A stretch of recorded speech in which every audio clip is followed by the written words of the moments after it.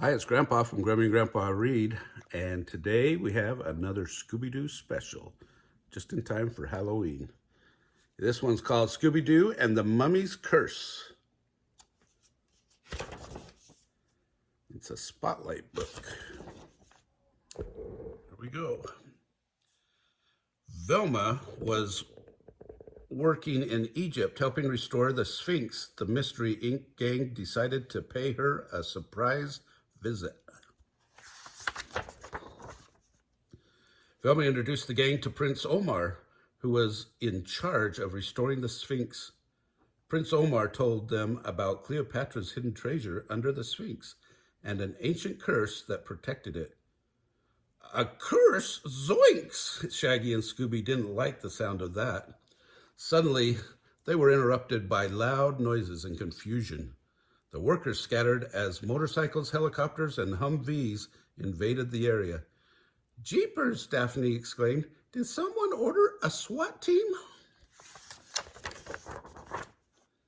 It's Dr. Amelia von Butch, Velma frowned. She's a notorious archaeologist and world-class treasure hunter. You mean treasure thief, Prince Omar said. Dr. Amelia and her crew marched into the tomb despite Prince Omar and Velma's protests. Several hundred feet inside the tomb, they came to a door. A curse was written on the door in an ancient language. The army of the undead will awaken, and all who enter will be turned into stone. Dr. Amelia and her gang just laughed at the curse and blew open the door with explosives. Boom! Once they paused through the forbidden door, it didn't take long for the curse to awaken. Zoinks! Shaggy exclaimed. Prince Omar's been turned to stone, like he and the Rock of Gibraltar could be second cousins. Impossible, Dr. Amelia sneered. How can this be? We tried to warn you, Velma said to Dr. Amelia. Now look what you've done. Despite the curse, the mystery gang had no choice but to follow Dr. Amelia farther into the tomb. Soon they came to a room where the floor was booby-trapped. Just our luck, Scoob, Shaggy cried. Out of the frying pan and into the microwave. Shaggy and Scooby were separated from the others. They wandered into a big room with empty caskets. Hey, Scoob, you know who tucks a mummy into a bed at night?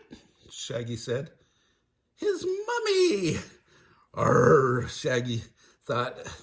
Scooby was groaning at his lame joke, but the groan was coming from creepy mummies headed their way.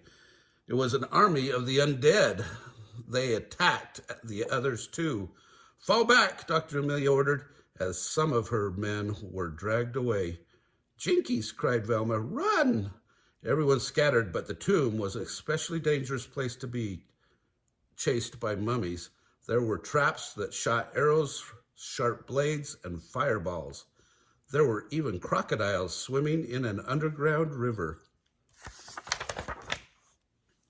After Daphne and Fred finally lost the mummies, they made a terrible discovery. Sometime during the chase, Velma had been turned to stone too.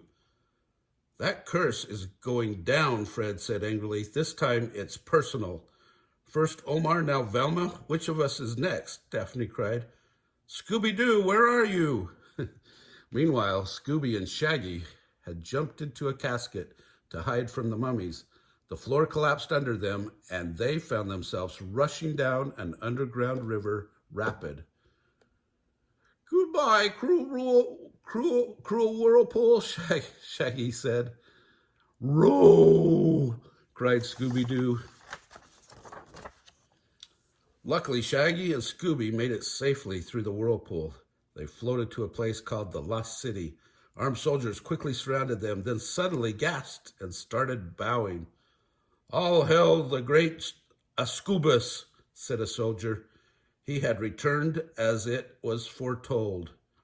Along with Shaggy Common, his lanky manservant, cried another soldier. They thought Scooby-Doo was their ancient pharaoh, Hotep. the ruler of the lost city, called for a great banquet to be held in their honor.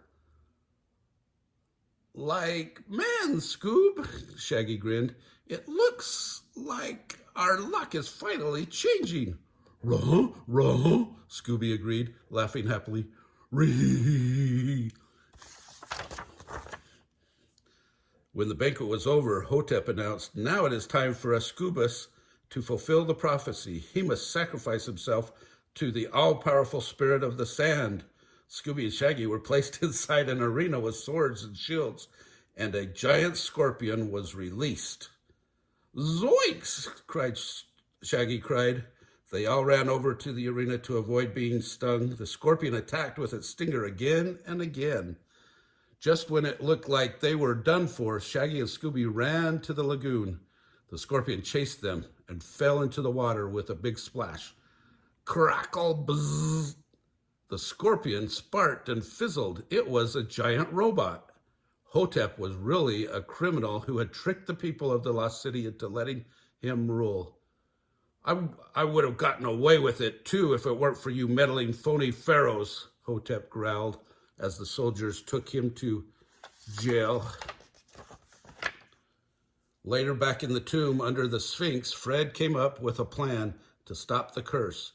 He instructed Shaggy and Scooby to sneak into Cleopatra's crypt, but the guard mummies saw through their disguises, too.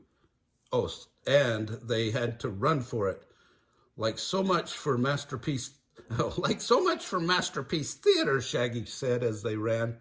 Shaggy and Scooby lost the mummies and hid in a strange room filled with burlap sacks and statue molds. Shaggy sat down, then sprang back up. Like, what's up with the soggy seating arrangements? Shaggy had sat in wet cement. Hey, these are bags of cement. I wonder what they're doing down here.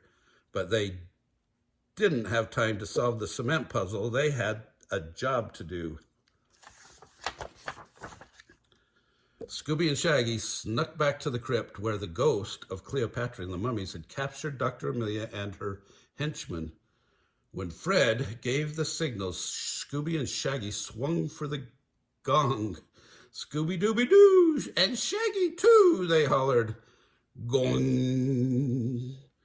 A huge ship suddenly appeared, filled with soldiers from the lost city. It was a surprise attack. As the battle raged, Dr. Amelia crept away and discovered an ancient treasure chamber. Mystery Inc. followed right behind her, and Cleopatra right behind them. When Dr. Amelia snatched Cleopatra's crown, the room suddenly began to shake and quake. The river came crashing in. Whoosh! No, cried Cleopatra. The treasure room had been booby-trapped. The river was flooding the entire tomb. Luckily, the gang found a boat nearby and paddled as fast as they could to stay afloat. Shaggy turned to see Cleopatra at the rear of the boat, paddling just as fast. Keep paddling, Scoob, Shaggy replied, or gulped. She's right behind us. Whoosh, they were washed out from the Sphinx. Their boat crashed outside. Scooby sniffed at Cleopatra. Then he licked her, and her mask came off. Cleopatra was really Velma Dinkley. Velma had dressed up like Cleopatra, and Prince Omar and his workers had dressed up as mummies to frighten away treasure hunters. No one had really been turned to stone. The statues were made from the cement and molds Shaggy and Scooby saw.